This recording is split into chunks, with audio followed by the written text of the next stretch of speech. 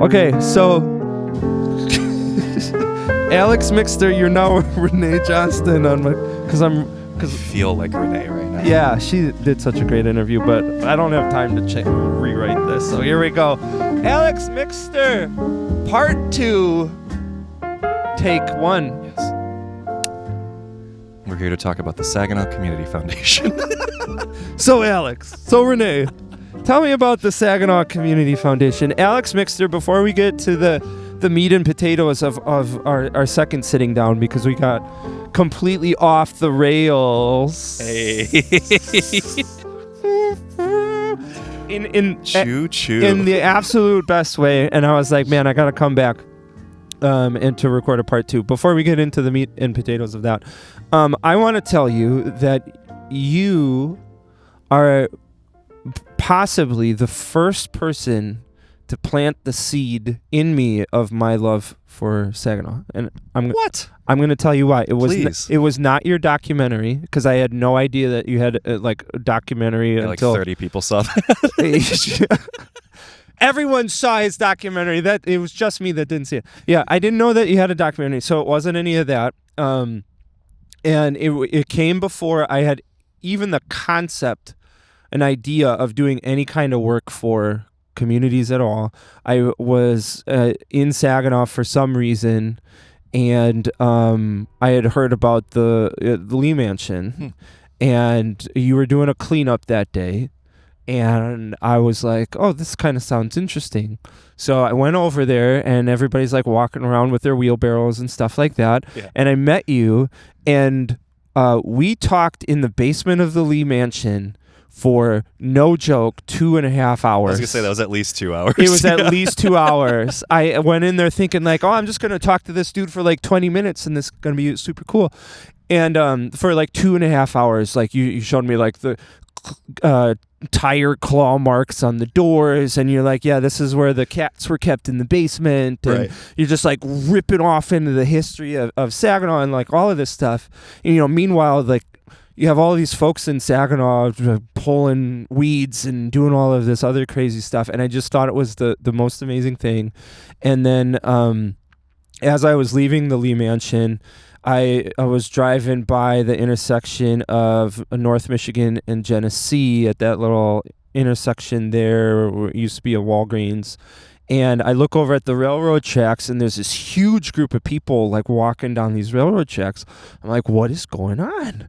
And so I had my camera with me, and so I pulled over, and I was like, I got to see what's going on. So I walked over to the railroad tracks, and it was Deshaun Hayes doing Spot It Saginaw. I was literally going to say that had to be Deshaun. Yeah, and it was Spot It Saginaw. And I have this group picture of like the 70 people there that were walking those railroad tracks picking up the trash.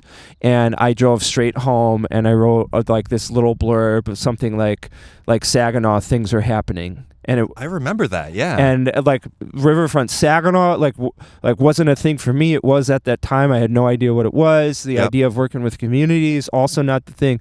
And so you were really, I'm gonna say, like the first person that planted a little seed of my current love for Saginaw. That is the coolest, because the irony of that too is the Lee seems to be the common thread there. Yeah. Because when I came home to do my documentary, one of the stories I covered was there's all these people who care about this house so much, and there was a bunch of people outside pushing wheelbarrows around and cleaning up that house. And just like when you start seeing the other people doing it, and I remember prior to coming home, I lived out in Colorado, and I had come home for a wedding, and I remember coming back and just being like, man, this is like something's going on in Saginaw right now. Mm-hmm. Like there was like a palpable energy about what was going on, and I had felt like I had missed the Detroit thing completely. Like that place is cooked, you know, like it's fully cooked at this point. Yeah. And so I was really curious about what was going on currently, and doing all these interviews with people. It's so contagious. Yeah. Like it is so contagious when you start talking to people who are like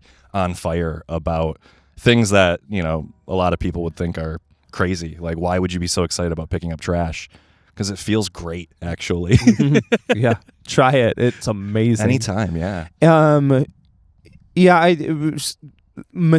one of the mistakes communities make in they're thinking about themselves and how do we position ourselves to convince people to want to stay in a place and to attract people to a place, especially in areas that might be decreasing in population.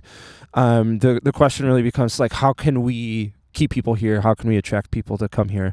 Businesses as well.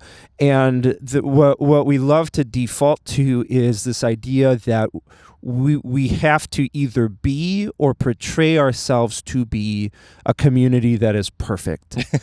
Yeah. When in actuality, what people are really attracted to is a community with potential. And I know that and I want to clarify the word potential, because sometimes we use potential as an excuse to not actually do anything. Like, oh, we have so much potential here. And then 7 years later, you're like, oh, we have so much potential here. And then decades and generations go by. Like, oh, man, we have so much potential. And it really gave us an excuse not to actually do anything. Yeah, I have a lot of potential to be a bodybuilder if I only went to the gym. Yeah, I told somebody I ran for the first time in years yesterday. After hearing a food truck, or not, ice cream truck in front of my house. My girls and I were out in the backyard and we heard the little ding, and I went sprinting. I was literally like, go, go, go, go, go, and we missed it. And so then we ran back and hopped in the truck, and I like speeding through the neighborhood trying to get the ice cream truck. So I have a lot of potential as a marathon runner. But in regards to community potential, like that feeling that we're going someplace, like if I put in effort here, there will be a return. That it's not just me doing the thing, but there's other people doing the thing too, and that is, to me, the most insane way to attract and tell people like you need to be a part of this. Yeah. I mean, you can't really tell people. It's really hard to just be like, you should care, you know, because it's always the events where people show up and they're not really sure what is going on. And like, we've had cleanups here where I've had people come up to me after and be like, this is the best therapy I've ever had.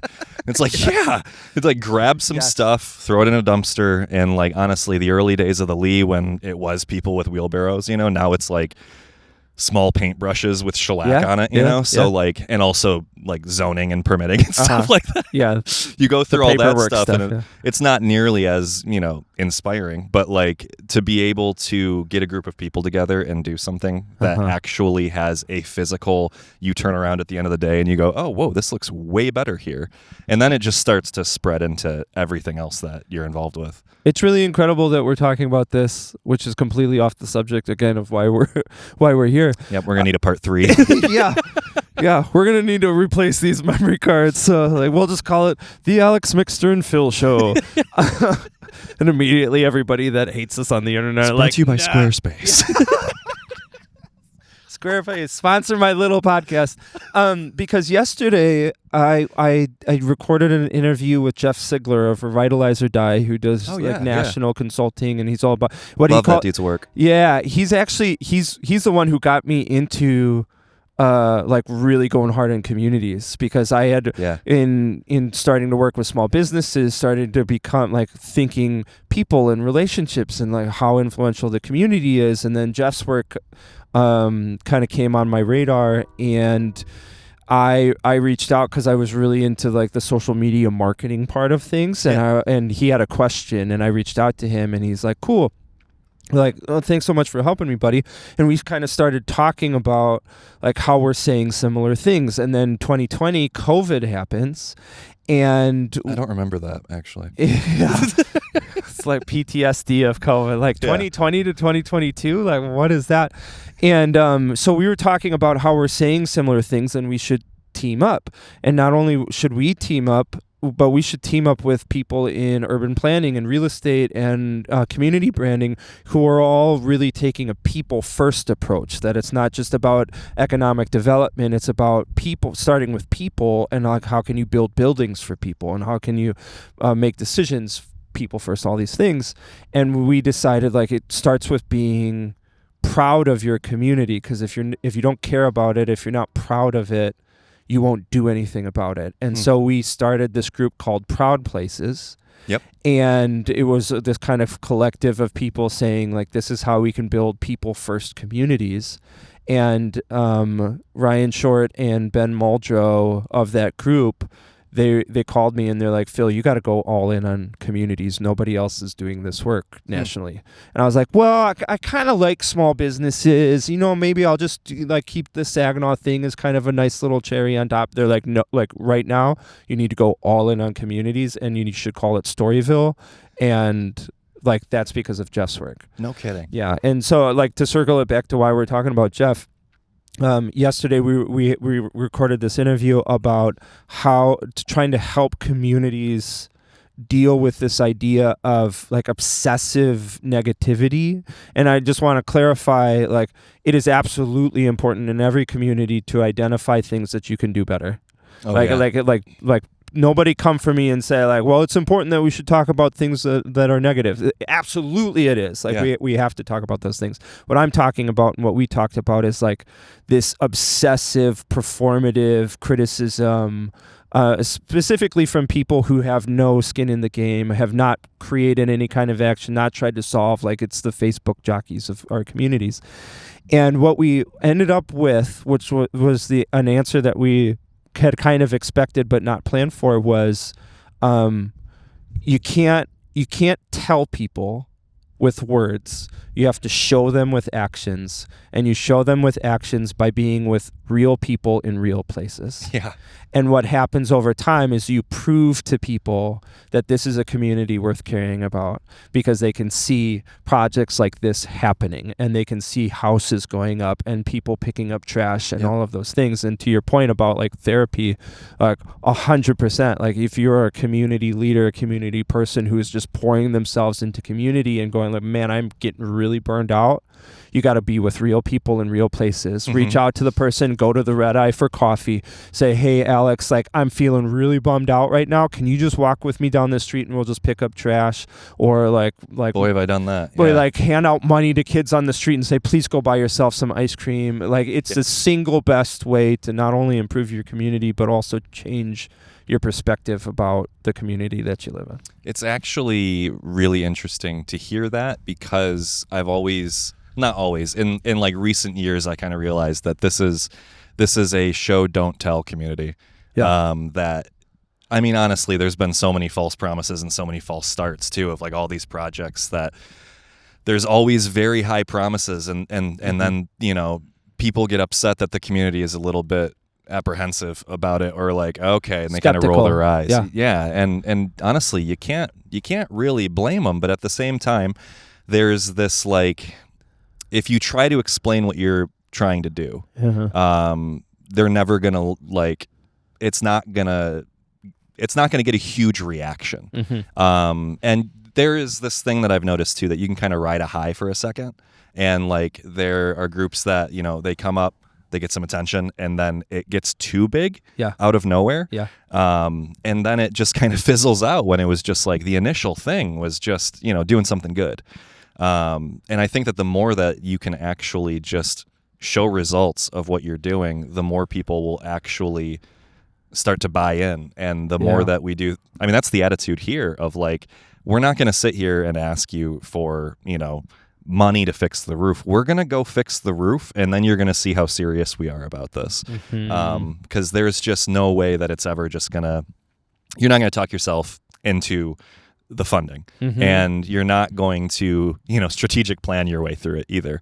There has to be some kind of actual, what are you actually doing? The shingles have to go on the roof. Right. Someone has to put the nails into the shingles. I read something recently, the thought used to be, if you're trying to make some kind of positive change in your life, you have to hold yourself accountable, and one of the ways to do that is to tell other people that you're doing this thing. And so it usually pops up around New Year's, and you hop on Facebook and your friends are posting something hey everybody, I want to hold myself accountable this year, and so I'm going to go to the gym 3 times a week.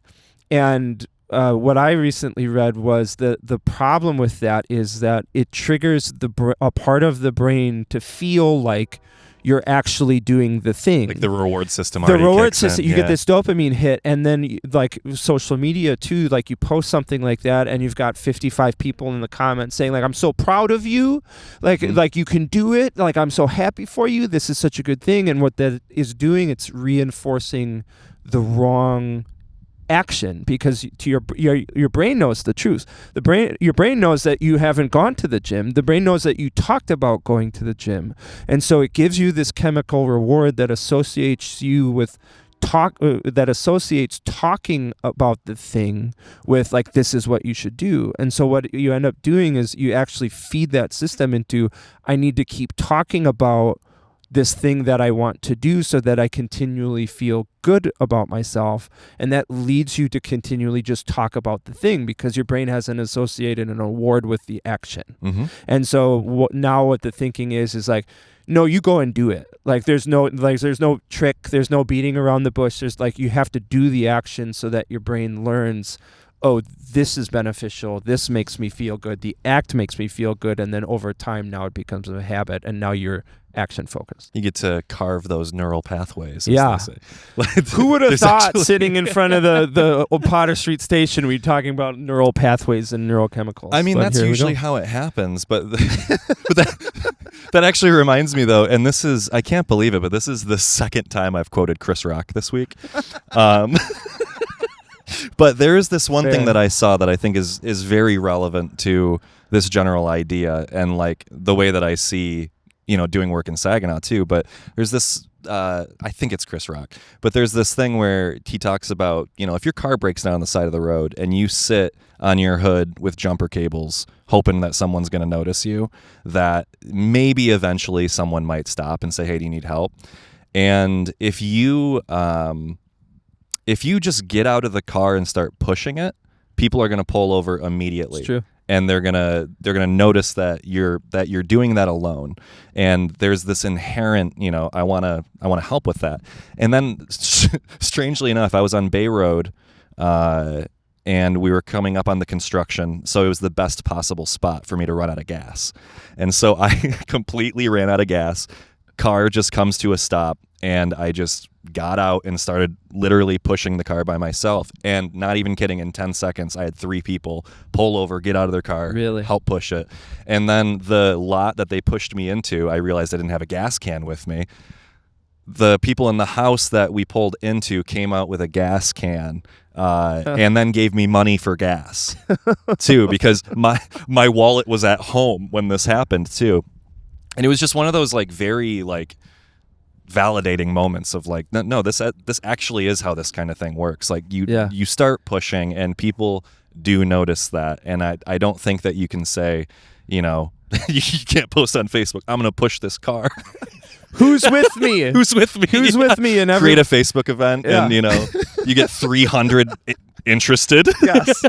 Look at all the views my Facebook post got as I'm like sitting in this intersection getting hit with cars. Are just like, whizzing I got by, a lot of views. I want to say 2 things to that. One, I was interviewing this developer for the MEDC, and he was really brilliant in a community first kind of way. Like you could tell in his mind, it was always, what does this community need, and what does this community want, and how do we bridge those two?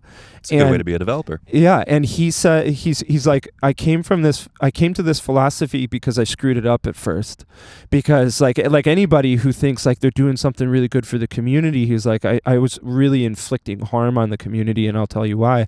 He gave the example of one of his first developments, and it was in this incredibly disadvantaged, devastated neighborhood. It used to be a factory town, and everybody worked at the factory, and it was, bustling. Factory goes under, the entire community, the bottom of the community falls out.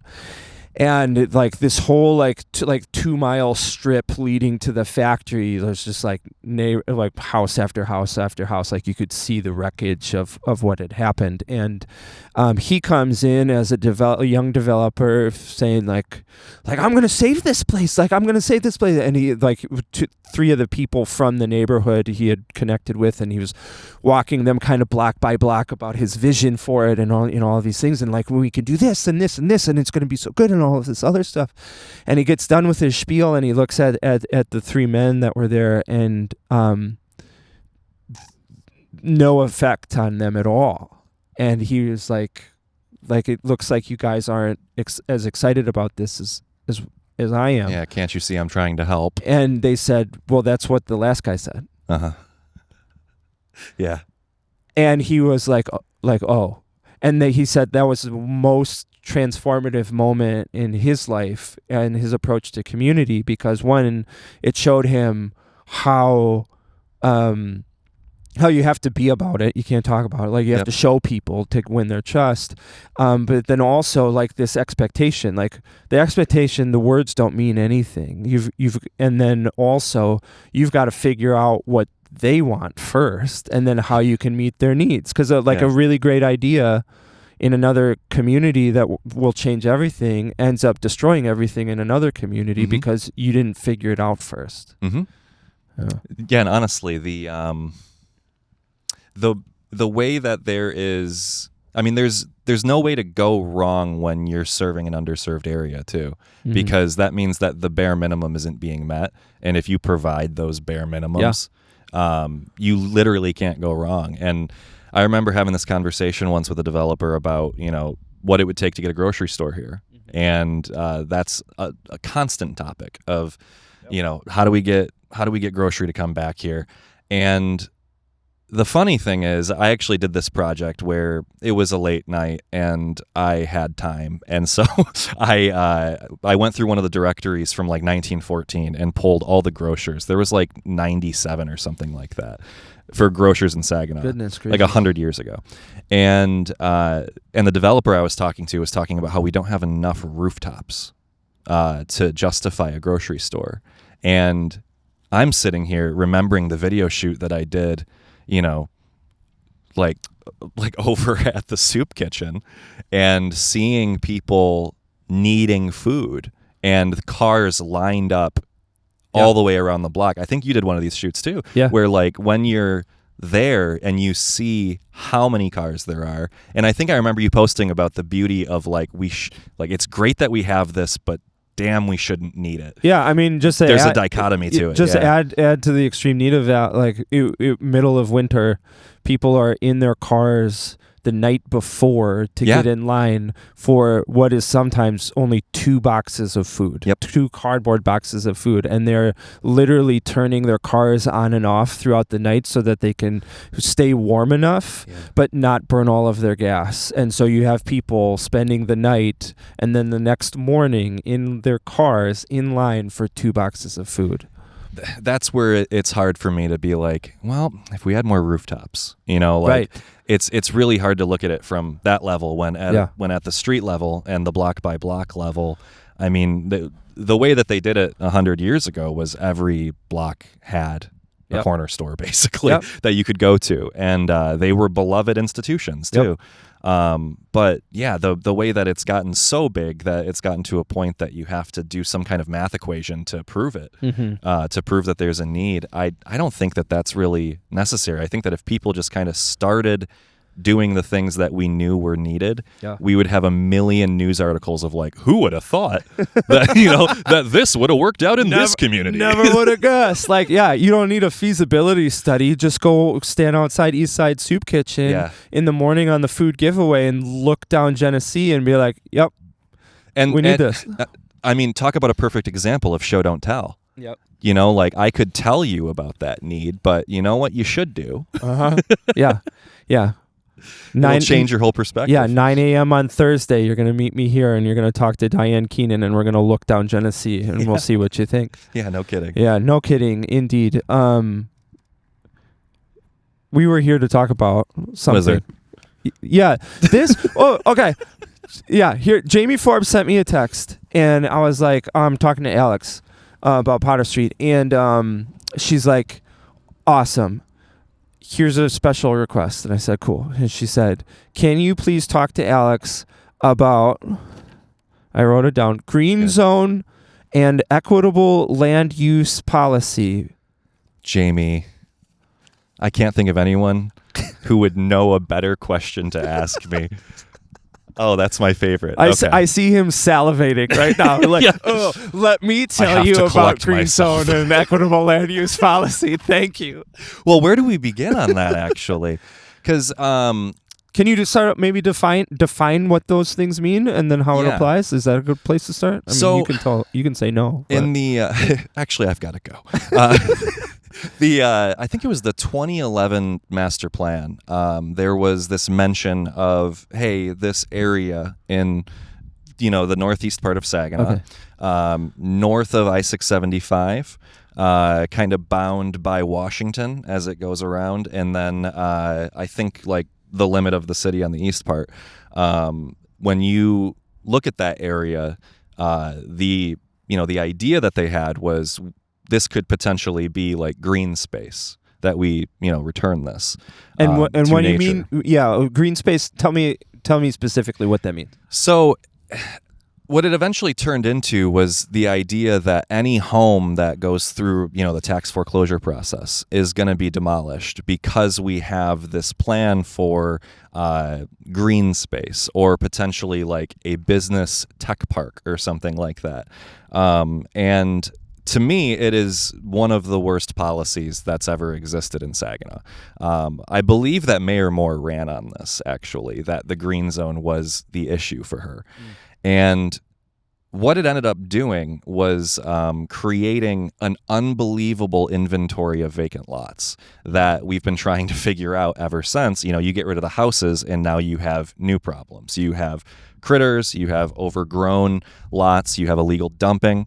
You create this feeling of abandonment, which, that's not necessarily what people look for in a neighborhood when they're looking to move somewhere to. Mm-hmm. But this area historically, and the thing that I think is hardest about why the green zone was as damaging as it was that prior to the green zone, it was the redlined area of Saginaw.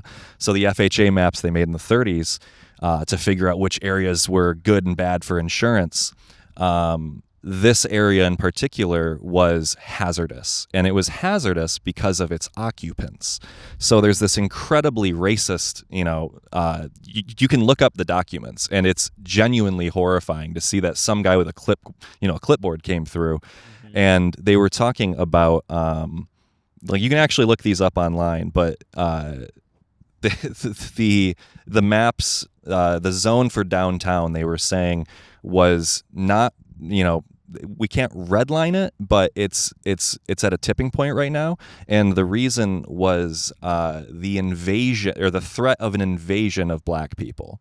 That was, we need to do something about this. So that not only was there this incredibly racist policy at the very during the Great Migration, as a bunch of African American families were moving up, from the South to work at GM and all of these other factory jobs that existed.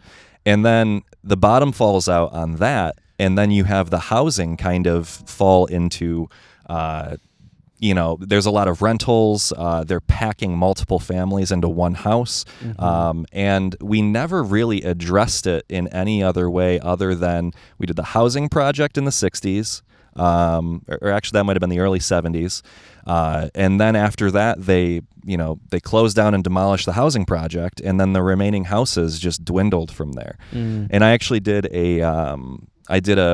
a small project where I looked into the retail along Potter Street to see, what was there and when it really starts to fall off. And it's a cliff in the 70s. It just absolutely drops off completely. And so when you have that type of disinvestment, and the way that this comes back to the green zone is that you have a neighborhood with serious ills that need addressing. The housing was inadequate. The schools were inadequate.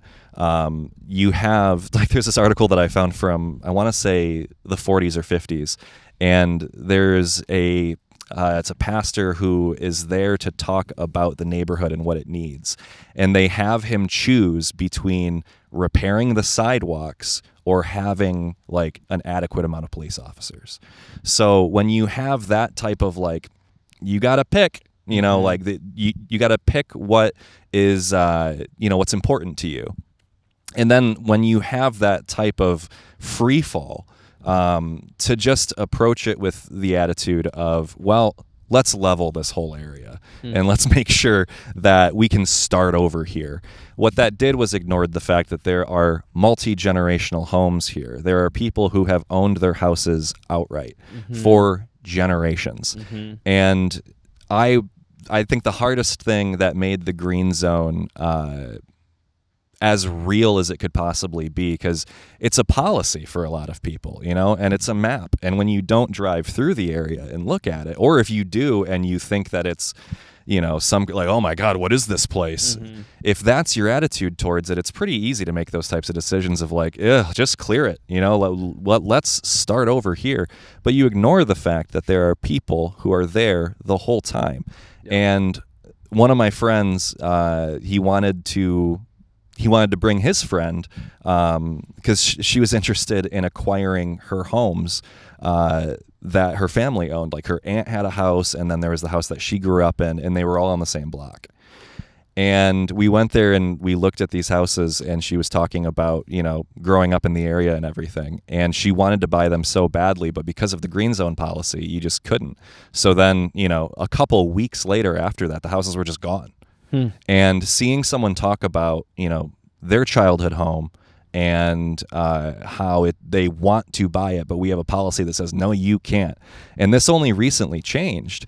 And the thing that I found strange was that when they changed the policy, that meant you were allowed to buy houses in this area again. And when they changed that policy, it was revealed that we had wait lists, that there were people who wanted those properties, and they started going through the list and calling people, do you still want this house? And that, to me, when it comes to, you know, what we could have been doing with that, what we could have been doing with that infrastructure in those homes, talk about affordable housing, you know, the like those kinds of opportunities there, but incremental development, like there's so many things you're not going to get a developer that comes in and says, I'm going to buy, or I'm going to build 150 homes, but you might be able to get 150 people to purchase one home and improve it, and now it's a little bit better. Well, and on top of that too, I mean, I think one of the habits we have around here is that we ask people to be pioneers of like, you're going to be the first, you know, you're going to be the first one to build here in 50 years or something like that, where I think it's, the evidence is in Old Town. I feel like I always say that, but the evidence is in Old Town that the investors want to build upon. The investors are going to look at it and say, okay, so this is an active, moving neighborhood. And I'm very against, you know, things like the green zone policy because it's making the decision for the community when I think the grassroots level would show the exact opposite, that there are people who are willing to take these houses on. And if you're willing to spend $25,000 taking a house down, I think that $25,000 could go into a roof. So the amount of, you know, if this is an area that you're willing to write off, one of the jokes that me and my friends have these days is the best thing you can do is nothing. Just if you just let it be to the point where people can actually make decisions about, you know what, I do want to live in that house, instead of seeing the entire neighborhood disappear around you. And then in the time that I've been involved in Potter Street, we've lost, you know, even more houses. And you look around and the most I see when I'm out here is deer. You know, like there's literally white-tailed deer running around here, crossing Potter Street over there. And to create, well, to go halfway too, to say we're going to do this green zone policy, never mind. It really undermines what the direction was, what the point was, because now it's just maimed. Yeah. You know, and we should have been. I personally don't think that there should ever be a part of the city that the municipality says we can let that go. We can let that part of the community go. I think that that's reprehensible, but you also have policy after policy after policy, like the highway going straight through this neighborhood. This was the area that they were like, well, I guess it wouldn't matter as much, but try doing that through like Adams Boulevard or Northmore. No way. That's never going to happen. But it takes caring about it. It takes actually thinking that it's worth something. And when people have the attitude that it's not worth anything, to me, that's a tell. They're kind of telling on themselves in a big way about how they actually feel about certain people and certain things, because those redlining maps were about insurance, but they sure found a way to make it about race. Yeah, the redlining was interesting, because my understanding is that in that redlining, you had the black population coming from the south to work at GM and other factories, but because of the redlining, they could work at those factories, but they couldn't live nearby. And so they had to go to work, and then they would leave work and they would sleep outside the factory, and then they would go into work the next morning. And so like you see just how policy is not like amoral, which means like it's there's always a moral value that motivates these policies. And one of the things that I really loved about what you said is like you can drive through a neighborhood and you can see empty lots, but then not see the people. And as you were saying that, I'm literally looking at this corner empty lot in front of Potter Street. And then you said, and not see the people. And then I look behind the empty lot and I see a basketball hoop. Yeah, exactly. And so it really is, it comes down to a choice. Like what do you see? Like you can walk through a neighborhood and say like, well, this is all vacant lots, or this is so far gone, it's beyond some kind of help. Yep. Or you could look and say, well, there's a house and there's a house and there's a house and there's a basketball hoop. So there's kids here and there's a house. And starting from there, and using that to inform the policies that you have and the actions that you take, and honestly the hope that you have, you're starting with people first rather than looking at land. What can we do with that land? Parcels. Yeah, which like is important. Like that's the math, that's the resource, that's the thing. But like you have to look at the house, you have to look at the basketball hoop and say like, how do we help these people, and then how do we build policy that helps these people, and not how do we put this land to use. You must have read Jane Jacobs. She's my girl. A little bit? Okay. One of the things I love about the way that she worded this, and this is in the 60s she's saying this, because at the time, they've got the City Beautiful initiatives, they've got all of these big things. City Beautiful meaning like urban renewal. Like you can create the most ideal community from cities of the future, cities of cloud. Like you can start from scratch, and if you just do this right, you will create this perfect utopia. Yeah. And it always comes at the expense of an actual functional neighborhood. Like you have to lose something like that first in order to get to this big plan. And she, in the 60s, was so critical of planners in that way, just like, oh, they know better. They always know better. And I find it to be, resonant in a huge way, because I think one of the most important things that I've experienced in this area was when we were working on the roof. I mean, we were there for probably like 4 to 5 days a week, and I think each of us put in, there was 3 of us really, and each of us put in around like 200 to 300 hours each up on the roof. And when you're doing that, and when you're in the area that much, you get the day-to-day. And there are these kids who live real close by who, if we had to keep an eye on our gate because they wanted to see so badly what was going on here. But like they would come over, and like I remember there was one of them who like he was asking me like not to board something up because that's all they have to do around here. Like, don't board that thing. Like, that's where we go for fun. Like, please don't do that.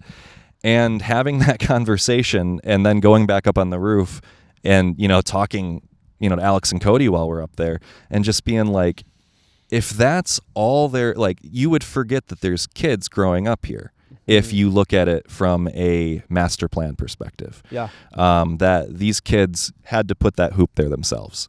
That you go right down the street here and there's the Civitan and that's boarded up. And that type of, it'll be fine to remove the schools and the community centers and the houses and the businesses.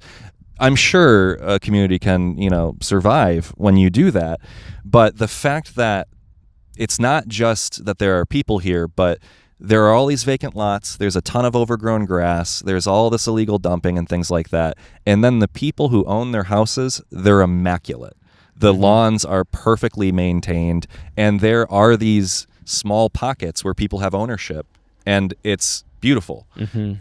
The thing that I'm noticing is the areas with like high rentals and high concentrations of, absentee owners. In fact, in the redlining maps from the 30s, one of the things that they note is that it was railroad worker housing, and now it's mostly being rented out to black families. They make that note in there, and rent is the key word, and it's always rent. It's always rent. And here we have an opportunity, like, I personally see the land bank as the greatest tool we have as a municipality. The opportunity to have this this influx of housing that's in public control, that you can say, what's the best thing for this neighborhood? Because developers don't always look at it from that perspective. They're not always saying, what is the best thing for this area? It's lucky if you find a developer that is thinking that way. But with the land bank, I think it was an opportunity to create a ton of homeowners, to give people an opportunity for, like, we talk about affordable housing, we talk about the need for housing and all of that stuff, but these are houses that go for $3,000. And if you told, that is considerably less than your average down payment on a mortgage. And for on a car. Absolutely, yeah. And you can get a whole house, there are houses for $200.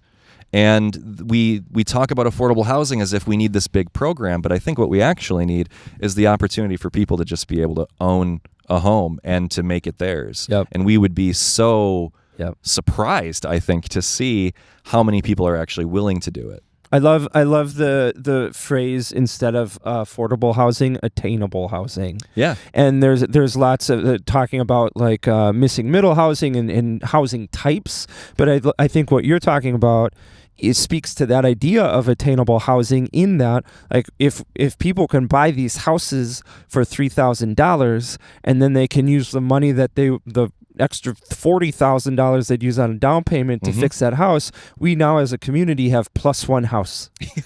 And then if we do that on again, the tax rolls too. Now on the tax rolls. And so then we have plus two houses and plus three houses.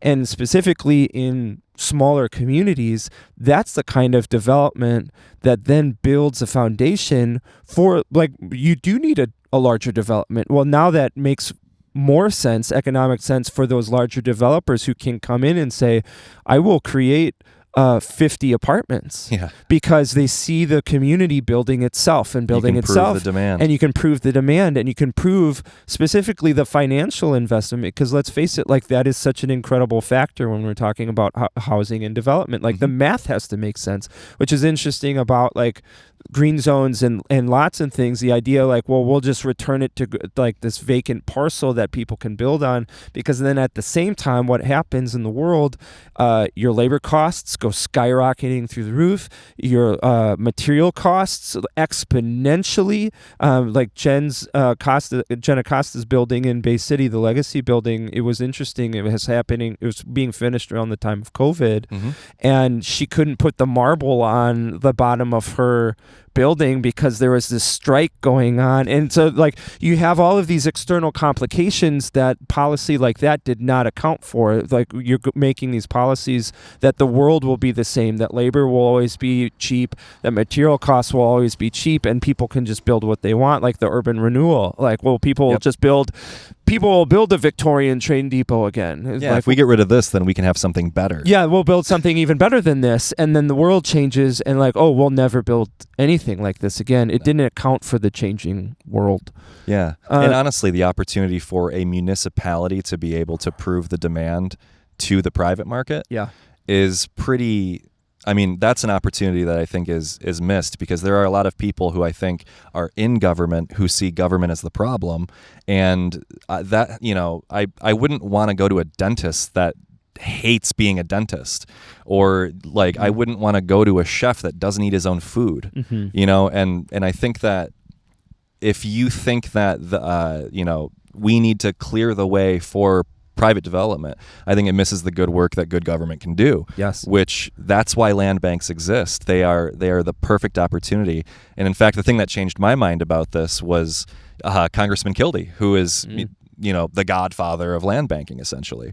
And I had a chance to meet him, and I went with a friend who we had a map of all the parcels the land bank owns, which they are the largest property owner in the city. The county is the largest property owner. They own thousands of parcels. So we roll out this map and we're like, look at this problem we have. And Kildee looks at it and he goes, look at this opportunity you have. He's like, I see this as a beautiful map that you have all of this opportunity to make the right decision on what this area needs the most right now. So why wouldn't a land bank be able to, acquire a school from the school district that the school district can't maintain? And they're struggling to keep the building heated. And if you kill the heat to a building, rapid decline starts. So if the land bank could take a school and say, what's the best thing for this? And we have an aging population, so it could be senior housing. We also have a housing crisis in general where I think one of my favorite lines is, look at all these millennials walking around like they rent the place, because that is the expectation, is that you're gonna pay rent. And I think that when you look at housing developments through the lens of how much money can we make on this, every dollar that you charge that isn't hard costs is essentially taking from the next owner, saying, no, you need to pay me money for this, for you to live here, when I think the reality is the actual cost of what these things costs isn't nearly as crazy as we think it is. I remember being told the Lee was going to be $800,000, and it was to take it from the condition it was in when we started, holes in the roof and a bunch of broken windows, the floors are rotting, all of that, to livable was like $120,000. So when you look at the average house price, when I lived in Denver, it had just peaked, or it had just gone past the average of $500,000. $500,000 for a house. And I moved back to Saginaw, Michigan and bought a house for $36,000.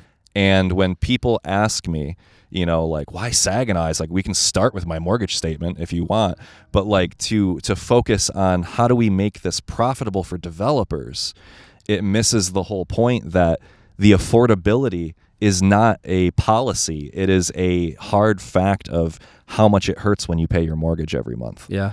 And the ability to own something, the ability to actually dig in and establish roots in a community. Like, there's so much to a benefit to it. And I think if we focus just on the economic development part of it, you kind of miss the whole plot. Yeah, I want to tie what you're saying to Jane Jacobs, because she's so fascinating to me, because like here, Jane Jacobs, she's kind of the mother of modern urbanism, if you want to describe her like that. Like we talk, she's at least the poet. Yeah, and she's the poet not because she was in economic development, community development, and urban planning. She's a poet of urbanism because she was a journalist. Yep. She was a journalist who could look at neighborhoods and say, like, how is this working? Dude, the best part of her book, The Death and Life of Great American Cities, which actually I should probably break the third wall and say, look right into this camera. Look right into this camera right here. The Death and Life of Great American Cities by Jane Jacobs. You could have my copy, but I already gave it. Yeah. I already gave it to Bella, so she's reading it right now. But I'm spreading the gospel. Yeah. But the best part of that book actually is her describing her neighborhood waking up. Yes. There's that whole part where she talks about, and all the eyes on the street thing that she talks about too, of like people who are opening their shop, and there's the guy sweeping, and then there's the person running off to work, and there's the kids getting on the school bus. She has this great quote about, like, that nobody ever quotes from her, is something, I'm paraphrasing, the best thing that a city can be is interesting. That is exactly, that is exactly it. And there is, in the part one, we talked about Tina and like how you can't plan for that. Yeah. I think that's really like, I don't know.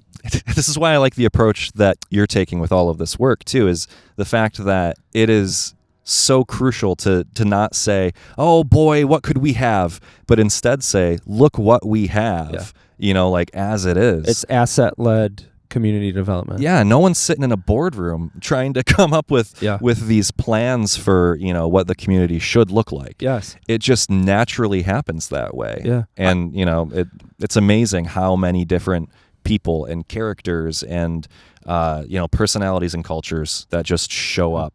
And we have nothing to do with how that happens. It happens that way. And it happens that way when you trust the community. Communities move at the speed of trust. And if you withhold trust and you try to figure everything out without trust, you will not be successful, or at the very least, not as successful as you could be. Yeah. And then what ends up happening is we are good people with good ideas that end up inflicting great harm on a good community because we didn't trust the community. And like Jane, the kind of the quintessential with Jane is like she's living in New York City, and Robert Moses comes on the scene, the urban planner. Like he's going to create New Jerusalem here on earth in New York City. And what does he plan to do? Well, the future is the car. And so what we need to do is we have to turn New York City into like this freeway. And so through Lower Manhattan, he has this plan for Lower Manhattan Expressway, 10-lane highway through Lower Manhattan. Straight through Greenwich Village. Straight through, because this is the great idea. The future of America is the car, and so we have to make it accessible to car. Here's a 10-lane highway through Lower Manhattan. And little old Jane Jacobs, the journalist, is going, I'm going to swear, fuck no. Yeah. Like she's like, no, like you are going to destroy. What are you talking about? Yeah, you're going to destroy the greatest city in the world if you do this, Robert Moses. And so what does she do? She leads this group of protesters against like one of the most famous people in America at that time, and says like, you are no, you don't know what you're talking about. You're going to destroy New York City, and leads this like ragtag group of protesters against this 10-lane highway. And eventually convinces them to not build this highway, and she saves New York City. Mm-hmm. And they called her just a housewife. And too. they called her just a housewife. Yeah. And New York City is what it is today because Jane saw it and she studied it through observation. She understood how people work and how neighborhoods work and how great communities are built, and you trust them to do their thing. They'll organically grow over time, and you trust people going block by block, person by person, and say, what could be better here? Mm-hmm. Like, it's kind of dirty. Let's fix it. Let's fix it. She saved New York City, just a housewife, just a journalist, and she got so like she was like pilloried in every news, like, who is this woman and who is this woman, and she saved New York City. Yeah, it's honestly incredible and like I don't know if you've read The Power Broker either. It's like this. I got 3 kids at home.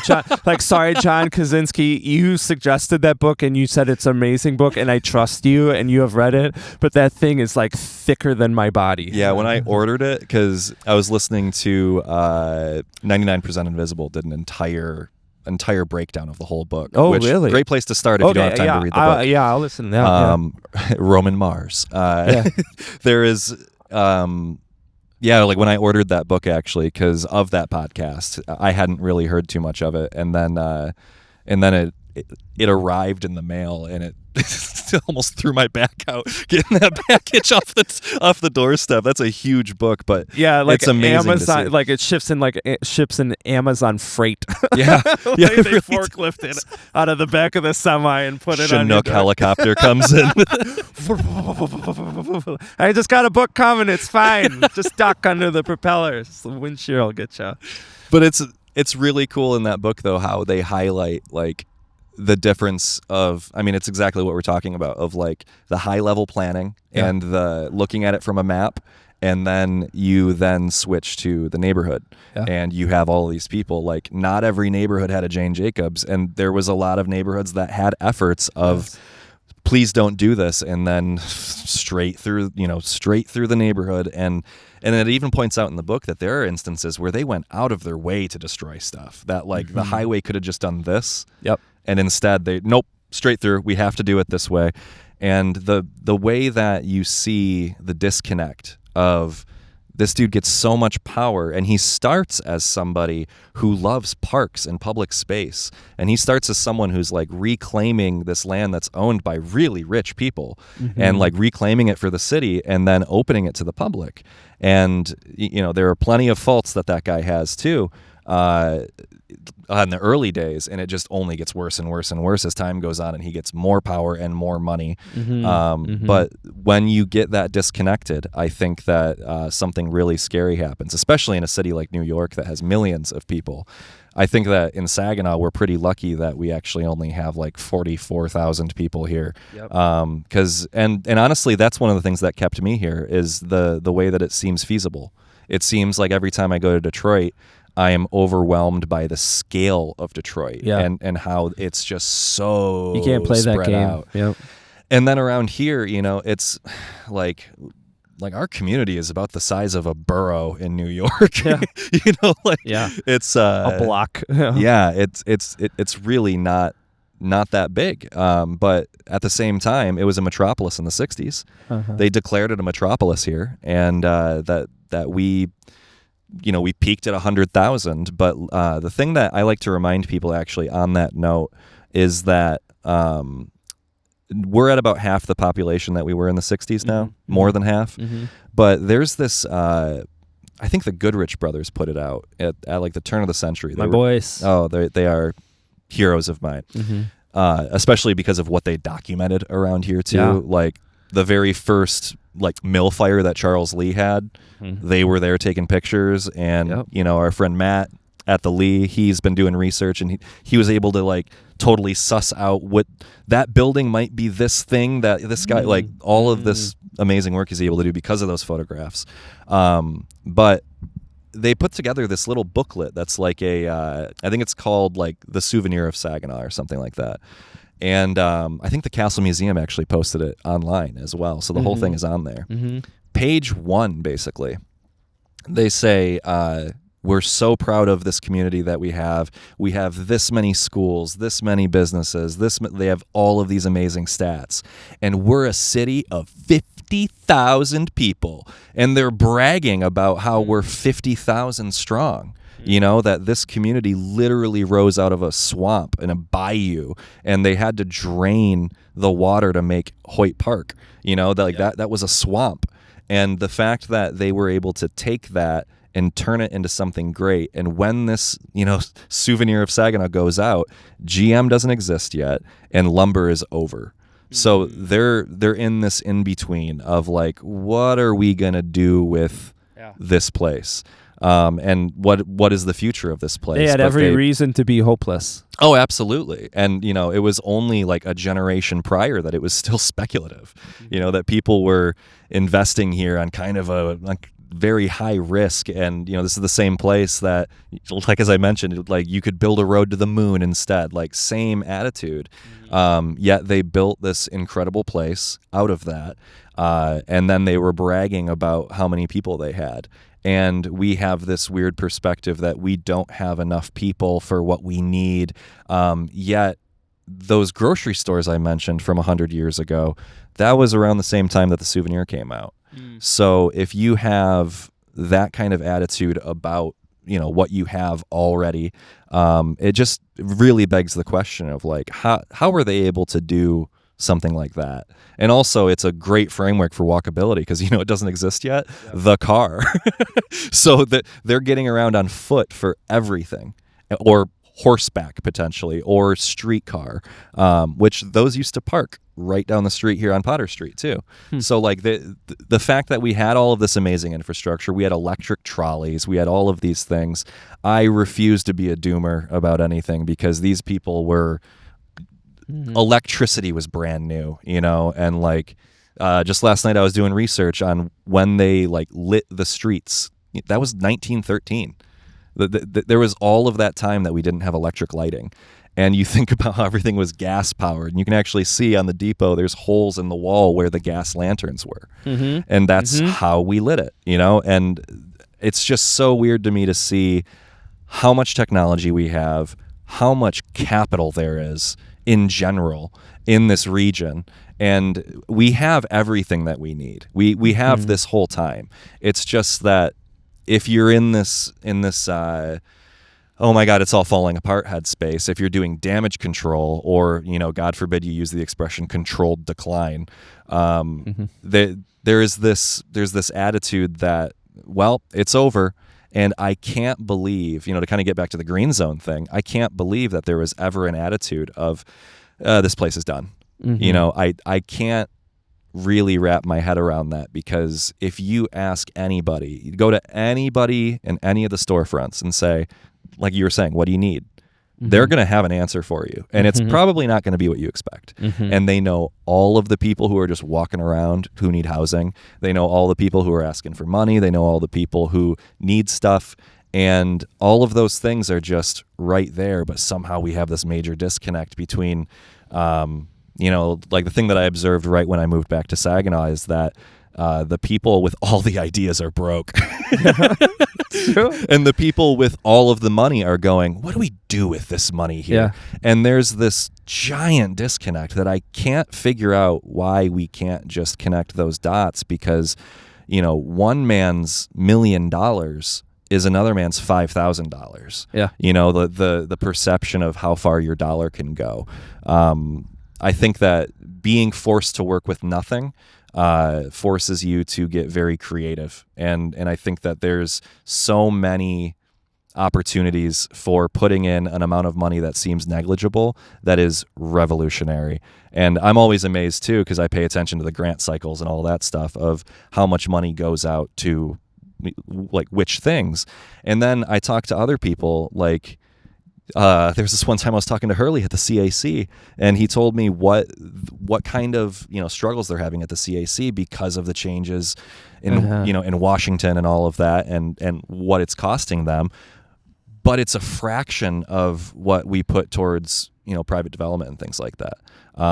And when I see that amount of money going around, and then seeing how far someone from Saginaw can stretch a dollar, I don't think we need even that much. Yeah. It's so interesting, because like the one question other than the green zone and then equitable land use that I wanted to ask you was, what's the story Saginaw tells about itself that you want to push back on? Yeah. And you just answered that question in that the idea, like we need more people to be able to accomplish what it is we want. And what you're saying right now is like, no, we have everything that we need to accomplish what we want. Like, and then more people, more things, more businesses, more economic development, like all of those things are products of us realizing like we have everything that we need to make those things happen. Yeah. And like you kept using the word like disconnect, and I think like I want to focus on that for a second, because like we're talking about urban planners and people in government, and the people with all the ideas and no money, and the people with all of the money and relative, like maybe few ideas or like very specific ideas, and like the people who really love this place and people who don't, and like all of these different people. And it really comes down to connecting all of those things. It's not, those grassroots folks are always those pesky upstarts, and like same like government, like those government like folks are always trying to squash our fun and keep us down and oppress us, and like those rich folks and those poor folks and all of those things. Where the answer lies to me is at the nexus of connection, the point of connection. If we take that person who has a lot of money and is an amazing person, and we introduce it to him or her to a person who is like, I have this big idea, and the only thing keeping us from accomplishing this is $50,000, $40,000, $10,000. Yeah. Like, you connect those people. Okay, now we're talking. Like people from the government, people on the street. Like once you connect those, make those connections, the developers, land bank, once you connect those things, now you're cooking. And the reason why that is the answer to me is because that is what community is. Mm-hmm. Community is this experience of connection between people. And what's really, Raj Chetty has this really amazing study that Robert Putnam, Bowling Alone, was kind of like this really landmark, how can we get back our social fabric or infrastructure, things like that. And what he came down to was it's about human-to-human connection, specifically within small groups. And what Raj Chetty looked at, he built on, he said, well, let's look at it in terms of economic mobility. And what he found was, over analyzing millions of connections, including those on social media, was that economic mobility happens, yes, between human to human and yes, between small groups, but specifically between connections that cross classes. Mm-hmm. Because it's one thing to have all of the successful business folks in the same room together, and that's really, really great. But what you also need is you need all of the folks who are not successful business folks, or the people who have absolutely no money but big ideas, and they also have to be in that room. Yeah. Because that's when things happen. That's when that person with that idea that can crack open the world connects with the person who has all the money in the world, and now you've made things happen. The cross-class connections, I think, is really what cracks things open, like cross-role connections. That urban planner with that neighborhood grandma. Mm-hmm. Like, what if that urban planner sat in her living room and said, like, what do we need to do here to bring that neighborhood back to where you remember it? And she's going to give you the 3 answers you need to know. That's true. And I think one of the most eye-opening experiences we got to have as a community was the American Rescue Plan. And the way that when we had, 52 million or something like that, to figure out what we need around here. And man, the things that came out of the woodwork, yes. of people who were like, hey, we need a roof, please. Yes. And like the way that windows, it's not lost on me too that, you know, there are people in this community who are losing their houses to, you know, like the property taxes. And there are people in this region who spent that much money on apps and drinks in a night. Mm-hmm. You know, like there's a very, there's a big disparity there. And it also really doesn't help too that we've geographically isolated ourselves too, where it's, we have gated communities now, when it used to be that the richest man in America lived on Genesee and Cherry. Mm-hmm. You know, like mm-hmm. that kind of integration to the community of understanding like what it needs versus being 3 municipalities away and going home and working in the city or something like that, and then driving a half hour away. I think it creates that disconnect that I keep mentioning, which is just that you can't really know if you think you know everything, if you think that school is going to teach it to you, because, you know, I called my documentary, the whole project Saginaw, because I see all of these problems like a Mad Lib across the country. Mm-hmm. Like what you were describing earlier of the community that had the factory that people worked at, and then the factory closed. And that story reads like a Mad Lib around the entire Rust Belt. Yep. Because you can just interchange, give me an industry. Name, the industry. A product, you know. The product. They made car parts. They made steering columns. They made engine blocks. Yep. All of those things are interchangeable, but I called the project Saginaw because regarding Saginaw, here's our version of those issues, and here's our flavor of it, because what works for Saginaw might not work for Flint, and what works for Flint might not work for Grand Rapids. And there's all of these differences, and God forbid you start getting into Pennsylvania and all these other like East Coast, you know, like Rust Belt cities essentially. Yeah. It's the different versions of the same Ohio thing. Mining towns. Oh yeah, you know, like I did work in 26 counties down there, and it's the exact same story. And I love what you're saying, and I wanna end with this idea, and you're gonna get the last word, of course, because like what we're talking about right now is not a moral judgment on people and their competence and their motivations and all of those things. What we're talking about right now, and I think the ultimate encouragement here is we we have to be more connected. We have to look at ourselves and we have to say, I want to do something good for this place. Who do I have to talk to that I'm not? Whose idea do I have to listen to that I think might be kind of wrong? But I need to ask them questions and I need to hear them out. What's the additional perspective? What's the 3 more perspectives? Like, who can I talk to that's going to stretch me in a little way? And that to me is the future of this place. Like, we're so we have to connect, and we have to make that an intentional thing with people and all of it, because like I interview so many different kinds of people, and we're all saying the same thing, and there's so much pride and there's so much love and there's so many in brilliant people and hardworking people, and over and over and over again. And man, like, if we brought that together, like a fraction of those people together, oh my goodness. Yeah. Like, oh my goodness. And so like my encouragement, sorry I'm on a soapbox right now, but my encouragement is every single one of us has to offload our ego, because we all got it. We're all smarter than everybody we all know. And we just have to put that away for a second and replace it with community and connection.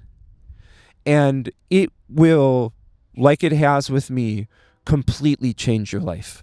And when that happens, it will completely change the life of the people around you. Yeah, I mean, honestly, the thing that has always kind of baffled me is how quick to judgment people can be about things too. Where if you don't know the exact root for it, there are people who they have an issue with the land bank and they show up at city council, and I'm sitting there thinking, man, that's the wrong venue because this is a county issue versus a city issue, but you can't sit there and go, how stupid that they would show up.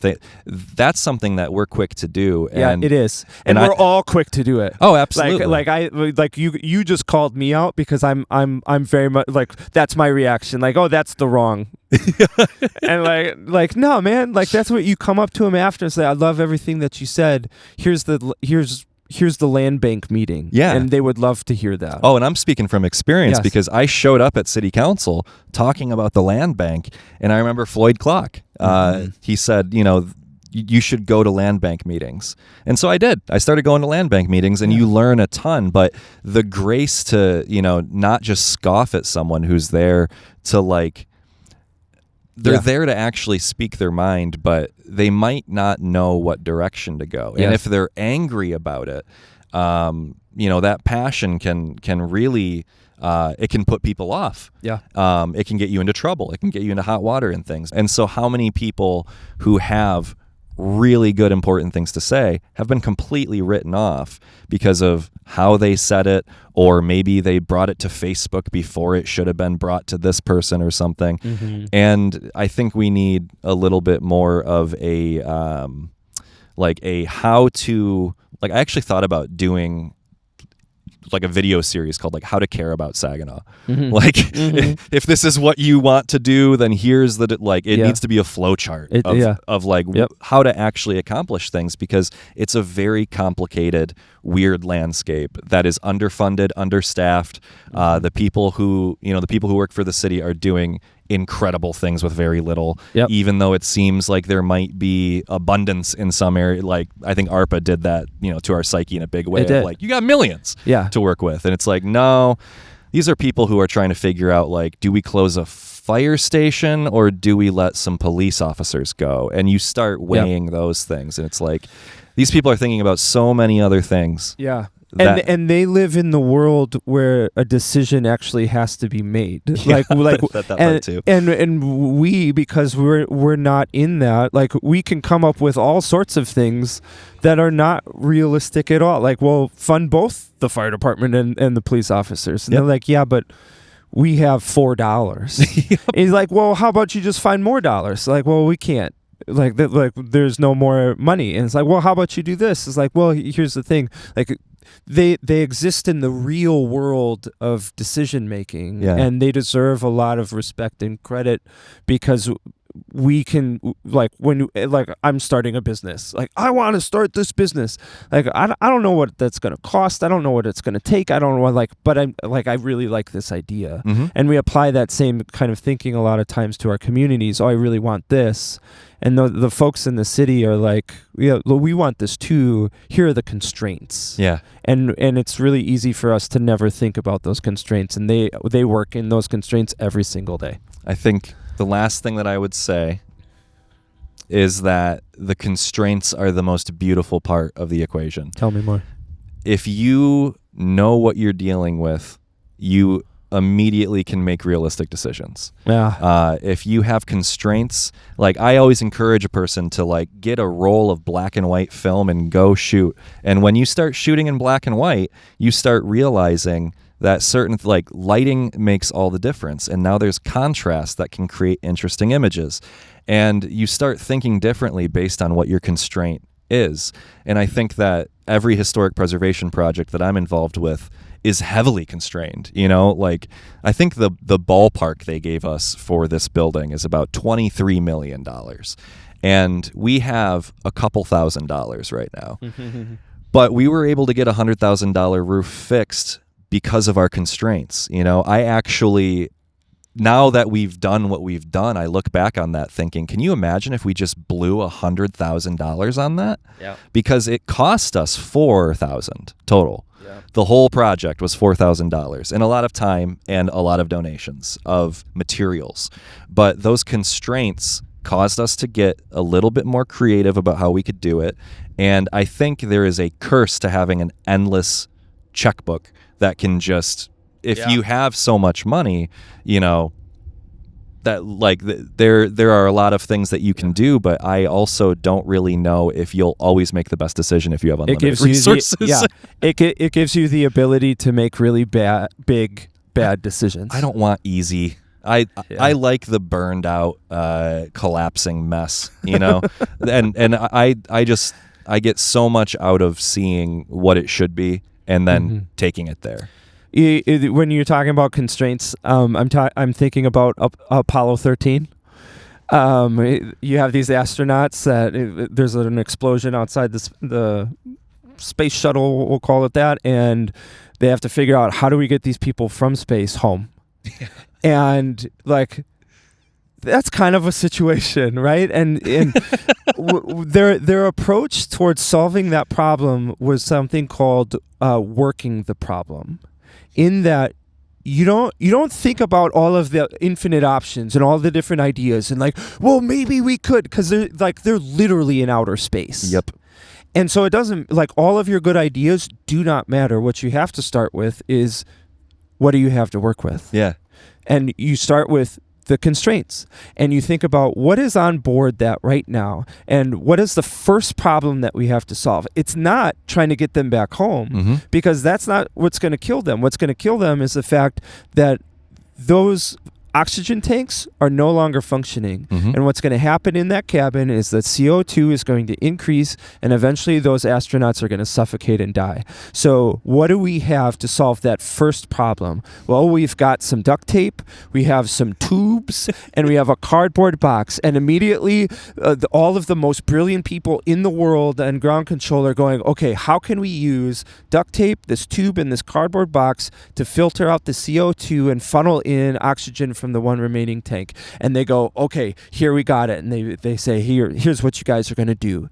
And then they move to the next problem, and they say, what do we have to work with? Yep. What do we have to work with? What do we have to work with? And wouldn't you know it, they end up slingshotting Apollo 13 around the gravitational pull of the moon, because they would not have fuel to get them back, and they are back on Earth safely. And that is the power of saying, what do we have to work with? Yeah. What's the next problem we have to solve? And that is this conversation 101. I will never forget, the trains are always the perfect cue, actually. Yeah. But I will never forget talking to Cody Smith at Oracle and saying, we're trying to fix this roof at Potter Street. We have the material, like, we have the OSB, we have the shingles, but who is going to be crazy enough to go up on that roof and risk that? And he goes, I'm a mountain climber.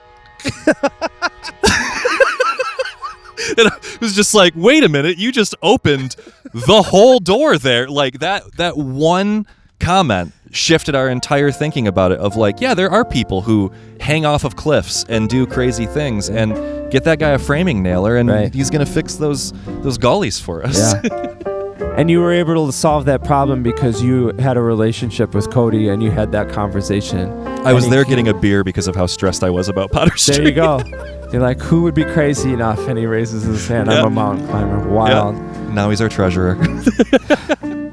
Alex Mixter, I love talking to you. Oh, it's always great. Fantastic conversation. I'm glad we got to do this again. Me too. I mean, there's probably going to be a part 3, 4, 5. So let's be honest. Yeah, you'll text me tonight at like 10 o'clock. Like, hey, I've had a cancellation tomorrow. Let's meet back at Potter Street. I'm totally down for it anytime though. I appreciate it. Thanks so much, buddy. Thank you.